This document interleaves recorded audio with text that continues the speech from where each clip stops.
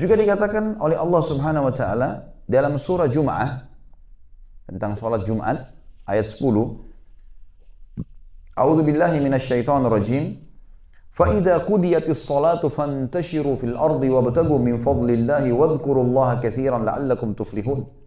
Kalau kalian selesai mengerjakan salat Jumat atau salat wajib yang lain, maka fantashiru fil ard, bersebarlah di muka bumi, menyebarlah, bekerjalah.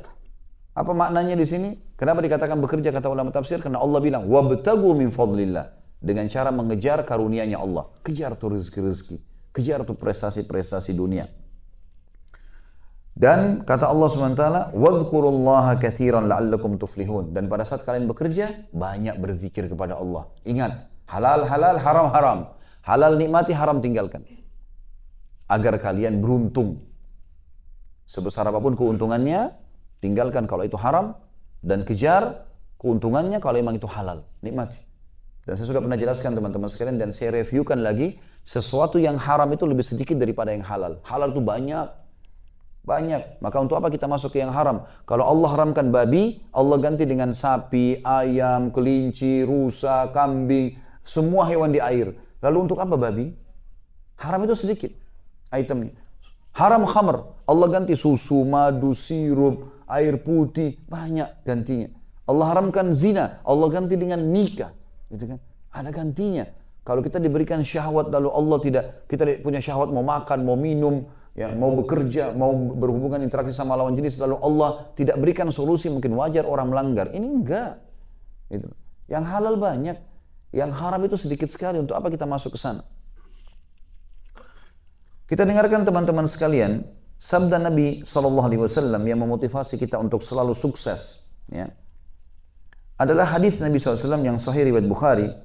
Kata beliau, ma akala ahadun ta'aman khairan min an ya'kula min amali yadihi wa inna nabiyallahi Dawud kana ya'kulu min amali yadihi. Tidak ada sesuatu yang paling berkah, mulia daripada seseorang memakan dari hasil keringatnya sendiri. Dan ketahuilah, kata Nabi SAW, ya, bahwasanya nabinya Allah Daud selalu makan dari hasil keringatnya. Bukan mengemis sama orang, enggak, bekerja. Kita mulia. Ingat teman-teman, jangan pernah membuka pintu kemisan, mengemis ini. Kata Nabi SAW, tidak ada seseorang yang membuka pintu iffah, kemuliaan, dia mau dapat hasil tapi dengan kerja. Ya. Kecuali Allah bukakan pintu kekayaan. Dan tidak ada orang yang membuka pintu mengemis, mau minta tapi tidak mau berusaha ini. Ya. Kecuali Allah bukakan pintu kemiskinan. Tidak boleh dalam Islam ini. Ya. Kemudian juga dalam riwayat Imam Muslim dikatakan, kana Zakaria alaihissalam najjaran. Ketahuilah, kata Nabi SAW, Nabi Zakaria adalah seorang tukang kayu. Bukan aib. Yang penting dia profesional di bidangnya, akan mendatangkan income. Ya. Kemudian juga dikatakan dalam riwayat lain, anna Idris kana khayyatan yatasaddaqu bi fadli kasbih. Nabi Idris alaihissalam adalah seorang tukang jahit dan dia bersedekah dari hasil, ya, jahitannya itu, keuntungan jahitannya.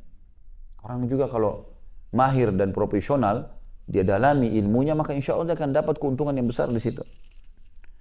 Juga Nabi Muhammad SAW bertransaksi dan berjual beli, dan beliau terus saja bertransaksi teman-teman sekalian sampai masa kenabian dinobatkan. Dari umur 21 tahun sampai 40 tahun, 90 tahun, 19 tahun Nabi SAW berdagang dan sukses. Tidak ada orang yang sukses beliau di Mekah pada saat itu. Pada saat beliau mulai berdagang, orang-orang Mekah banyak membawa duit dari Mekah ke negeri Syam. Beli barang, nanti barang itu dibawa ke Mekah lagi untuk dijual. Jadi cuma sekali transaksi. Beli di Syam, jual di Mekah. Nabi SAW waktu membawa harta-harta orang Mekah termasuk Khadijah sebelum menikah dengan beliau alaihissalatu wassalam, Nabi SAW membeli dengan harta itu semua produk Mekah. Jadikan duit semua, produk dibawa ke negeri Syam, dijual di negeri Syam, untung beli barang Syam dibawa ke Mekah. Sampai akhirnya Rasulullah SAW menjadi orang yang kaya raya. Dan keliru orang yang mengatakan Nabi SAW miskin. Keliru sekali. Waktu beliau menikahi Khadijah, maharnya Khadijah 21 ekor unta. Antum di sini tahu mungkin harga unta. Kalau yang bagus bisa 10.000 real harganya. Yang besar. Dan dikasih di sini, Nabi SAW kasih unta betina merah. Itu unta yang paling mahal. Kalau di Saudi mungkin sekitar 10.000 real harganya. Di sini mungkin Sama kurang lebih. Kurang lebih begitu teman-teman. Bayangkan kalau kali 25 ekor. Ya. Berapa mahar Nabi SAW kepada Khadijah? Ratusan juta. Yang kita kadang-kadang di Indonesia cuma kasih perangkat alat sholat. Gitu. Nabi SAW kasih dengan begitu. Ya. Nabi SAW teman-teman sekalian menggunakan baju yang bagus, kain katun dari Yaman. Nabi SAW makan daging kambing. Dalam riwayat Bukhari beliau paling gemar makan daging kambing. Dan beliau paling suka sarit. Sarit itu adalah roti gandum ditaburi kari kambing di atasnya. Dan itu makanan favorit pada saat itu. Tidak pernah ada riwayat menyebutkan Nabi SAW makan roti kering. Sebagaimana sebagian orang begitu. Begitu kenal agama, pakaiannya jadi kotor, penampilannya jadi kotor, bau badannya ada, masjidnya kotor. Ini kenapa jadi berubah begini? Mestinya makin dekat dengan agama maka makin bagus kan? Mestinya. Tapi ini enggak. Kok malah jadi jorok ini? Gitu kan? Ini keliru. Ya. Saya punya pengalaman subhanallah. Istri saya mu'allaf, ya, masuk Islam. Awal dia setelah masuk Islam, saya carikan kegiatan. Kebetulan dia punya keterampilan di salon gitu. Kemudian saya bukain untuk akhwat-akhwat yang sudah belajar taklim saja. Ini cerita waktu saya masih di Makassar tahun 1990, tahun 2000 lah. Pas balik dari Madinah waktu itu. Sekitar 17 tahun yang lalu. Maka dia baru masuk Islam, belum terlalu tahu gitu, baru masa belajar. Datanglah banyak akhwat-akhwat kita pakai jilbab besar, pakai cadar, masuk di salon. Udah di rumah, di teras biasa di dalam ruangan yang cukup lumayan lah besar. Setelah itu dia mau tanya saya, tapi dia malu karena dia tahu ini dia Nasrani, tadinya masuk Islam. Dia mau tanya tapi dia malu gitu. Lalu dia bilang, "Maaf, ada yang saya mau tanya." Silahkan, saya bilang, "Apa yang mau ditanya?" Dia bilang, "Apa memang dalam Islam tidak diajarkan orang harus bersih?" Saya tanya, "Kenapa?" Dia bilang, "Ini akhwat semua yang datang ke sini pakai jilbab besar ini begitu buka ketombenya banyak, kutunya banyak, rambutnya bau, gitu kan. Kok malah pakai jilbab besar malah begini nih hasilnya?" Gitu. Justru mestinya dia lebih rapi dan lebih bersih kan? Teman-teman sekalian, Ka'ab bin Malik radhiyallahu anhu sahabat Nabi yang mulia pernah lewat di depan rumah Nabi SAW, tidak sengaja lewat. Beliau lihat bulan purnama lagi terang, indah sekali. Saking indahnya sampai Ka'ab tidak mau mengalihkan pandangan matanya. Dia bilang luar biasa nikmatnya melihat bulan purnama itu. Gak sengaja ini depan rumah Nabi SAW. Dia bilang tiba-tiba Nabi SAW buka pintu rumahnya. Beliau lagi keluar. Baru habis mandi. Menyisir rambutnya dengan rapi ke belakang. Beliau menggunakan jubah berwarna merah. Ada garis-garis hitamnya. Maka saya lihat ke arah Nabi SAW. Saya temukan Nabi lebih indah daripada bulan itu. Nabi SAW jaga kebersihan. Beliau selalu menggunakan minyak wangi. Bahkan para sahabat mengatakan kami kalau salaman dengan Nabi SAW. Kami temukan baunya sampai 3 hari. Kadang-kadang minyak wangi Nabi SAW menetes dari rambutnya alaihissalam. Dan beliau mengatakan, dicintakan untukku dunia ini karena adanya wanita yang untuk disayangi, ada istri, ada ibu, ada adik, ada anak perempuan, dan minyak wangi. Wangi-wangian. Nabi SAW suka menggunakan siwak sehingga giginya bersih. Gitu kan. Jadi ini harus dijaga teman-teman sekalian. Banyak orang subhanallah tidak amalkan ini. Mereka masuk masjid, kita sholat di sebelahnya, Masya Allah. Ya. Kita rasanya sudah mau lari. Ya. Karena luar biasa tidak jaga. Kenapa ini? Berapa harga minyak wangi roll itu? Murah sekali kan. Saya tidak tahu di sini, kalau di Saudi sering kita beli 5 real, 10 real, ada yang di roll minyak wangi itu enak sekali baunya sebenarnya. Atau kalau ada rezeki alhamdulillah beli. Dan ingat, Allah akan berikan kepada kita rezeki sesuai dengan kadar orderannya. Ya. Kalau misal gini, kita mau umroh sama haji, ini saya sering luruskan jemaah saya di Indonesia. Umroh sama haji cari travel yang paling murah, hotel yang paling sederhana, biar jauh nggak apa-apa. Kenapa? Kan cuma taruh barang di hotel. Jangan akhi dan ukhti. Ini sedekah buat diri sendiri. Kenapa bukan bintang 5? Nikmati. Bisnis kelas. Allah akan kasih gantinya sesuai dengan kadar perbuatan kita. Orderan kita bintang 5, Allah kasih bintang 5. Orderan kita biasa, Allah kasih yang biasa. Harusnya begitu.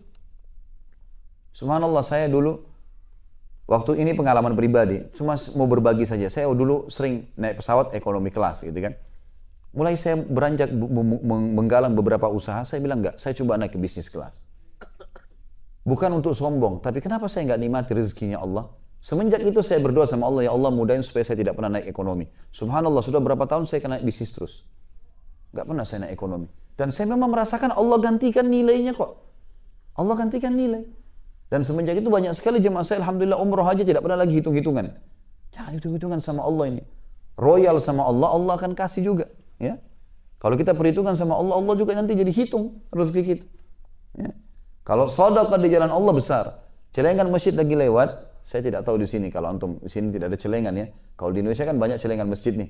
Banyak orang kita kasih 2.000, 2.000. 2.000 itu apa? Minta kesehatan, keturunan, selamat dari neraka, masuk surga. 2.000 rupiah. Ini luar biasa nih. Ya. Mau dapat ikan paus, pakai kapal tanker. Ini enggak, pakainya kail kecil. Enggak bisa lah. Ya. Seperti itulah. Jadi di jalan Allah harus tidak boleh perhitungan teman-teman sekalian. Nabi SAW juga motivasi dalam hadis yang lain riwayat Bukhari, li'an ya'khudha ahadukum abhulah, thumma ya'til jabal, thumma ya'ti bihizmati min hatabin fayabi'uha, fayastaghni bithamaniha, khairun lahu min an yas'alan nas a'tahu aw mana'u. Seseorang di antara kalian mengambil potongan-potongan tali, kemudian dia mendatangi gunung, riwayat lain dia mendatangi hutan, lalu dia mengumpul ranting-ranting kering, lalu dia ikat dan dia pikul di pundaknya, kemudian dia jual di pasar dan dia pakai keuntungannya untuk dia muliakan dirinya, jauh lebih baik daripada dia meminta-minta kepada orang, mengemis dikasih atau tidak dikasih. Sa'id bin Musayyib rahimahullah juga, Sa'id bin Musayyib rahimahullah salah satu ulama tabi'in berkata, kana ashabu Rasulillah SAW yatjaruna fi bahr Rum. Ketahuilah, semua sahabat-sahabat Rasulullah SAW setelah Rasulullah meninggal, mereka semuanya pada berdagang, sampai-sampai mereka berdagang di atas lautannya bangsa Romawi. Para sahabat Nabi berusaha, bekerja. Disebutkan dalam riwayat lain, Umar bin Khattab berkata, ta'allamul mihna, fa innahu yushiku an yahtaja ahadukum ila mihnati. Dalami keterampilan itu. Selalu punya keterampilan, dan jangan vakum kepada satu keterampilan saja. Kuasai sekian banyak. Gitu. Karena pasti seseorang di antara kalian akan terbantukan dengan keterampilannya itu. Abu Darda radhiyallahu anhu membuka sebuah rumah makan di Madinah. Dan saking luar biasanya beliau selalu masak sendiri, ingin supaya maju, sampai wajah beliau hitam karena kena arang atau asapnya masakan tersebut. Kemudian Abu Bakar juga dikatakan oleh Aisyah radhiyallahu anha adalah atjarul Quraisy, atjara Quraisy, pedagang yang paling ulungnya Quraisy, hatta dakhala fil imarah, sampai dia masuk ke kancah politik untuk menjadi khalifah, baru beliau tinggalkan. Juga Qais bin Asim rahimahullah. Qais bin Asim ini salah satu ulama tabi'in berkata kepada anak-anaknya pada saat akan meninggal, alaikum bil mal wastina'ah. Kalian harus cari harta itu, prestasi dunia itu, dan harus kalian kembangkan. Fa'innahu mambahatul karim. Karena sesungguhnya prestasi-prestasi itu, harta, jabatan, nama yang baik, ya, pendidikan yang tinggi kalau kita sekarang, itu adalah kemuliaan seseorang. Wa yustagna bihi 'anil la'im, dan juga bisa menolong agar tidak dihina. Wa iyyakum wal mas'alah, dan jangan pernah kalian mengemis dan malas-malasan. Fa innaha akhiru kasbatir rajul. Karena itu kalau terakhir sekali sudah tidak ada jalan keluar, orang sudah bangkrut atau kena banjir, badai, segala macam, stroke, nggak bisa lagi bekerja, maka terakhir baru dia buka pintu minta. Jadi tidak boleh orang dalam keadaan sehat membuka pintu itu. Sa'id bin Musayyib juga mengatakan rahimahullah, la khaira fi man la yatrubul mal. Nggak ada kebaikan bagi seorang muslim yang tidak mencari harta. Mencari harta, prestasi dunia. Yaqdi bihi dainah, dengan harta itu dia akan melunasi utang-utangnya. Wa yasunu bihi irdah, dan dia muliakan nama baiknya. Wa yaqdi bihi zimamah, dan dia juga menguatkan, ya, menguatkan kehidupannya, maksudnya mengatur dengan rapi kehidupannya. Wa immata taraka mirathan liman ba'dah, dan kalau dia mati bisa jadi warisan bagi ahli warisnya. Mulia semuanya. Ad-Dahhak bin Muzahim rahimahullah, salah satu tabi'in berkata, syaraful mu'min salatun fi jawfil laili wa izzuhu istighnahu 'anil nas. Kemuliaan seorang muslim atau seorang mukmin adalah dia selalu salat malam, dan juga kemuliaan dirinya adalah pada saat dia tidak bergantung kepada orang-orang, artinya dia berusaha untuk memberikan atau mendapatkan hasil. Umar bin Khattab juga berkata dalam riwayat yang lain radhiyallahu anhu, maksabatun fi dina'ah khairun min su'alin nas. Bekerja keras walaupun hasilnya masih pas-pasan jauh lebih baik daripada seseorang mengemis kepada orang lain. Luqman Al-Hakim rahimahullah yang disebutkan dalam Al-Quran surah Luqman, seorang yang saleh dari zaman dulu, karena salehnya sampai Allah kekalkan dalam Al-Quran dan diberikan nama surah dengan namanya. Dia berkata kepada anaknya, ya bunayya, wahai anakku, istagni bil kasbil halal. Selalulah fokus mencari pendapatan yang halal. Fa innahu maftakara ahadun illa asabathu ihda thalathat khisal. Tidak ada orang yang meninggalkan untuk bekerja dan mendapatkan prestasi dunia dan harta yang baik, kecuali dia akan ditimpa salah satu dari 3 keadaan. Buruk 3-tiganya. Yang pertama, riqqatun fi dinihi. Pasti agamanya jadi loyo, jadi lemah. Orang miskin itu, nanti agamanya gampang dibeli. Sampai kata Nabi SAW, kadal fakru an yakuna kufra. Kefakiran itu sangat dekat dengan kekufuran. Bisa dibeli agamanya dengan Indomie kalau kita di Indonesia. Beli dengan beras, ya, beli dengan baju, beli dengan kendaraan. Bisa dibeli. Ini bahaya kalau orang tidak punya pendapatan, teman-teman tidak punya prestasi dunia, bisa dibeli. Lemah agamanya. Kata Luqman Hakim dari zaman dulu nih, dari sebelum Nabi SAW.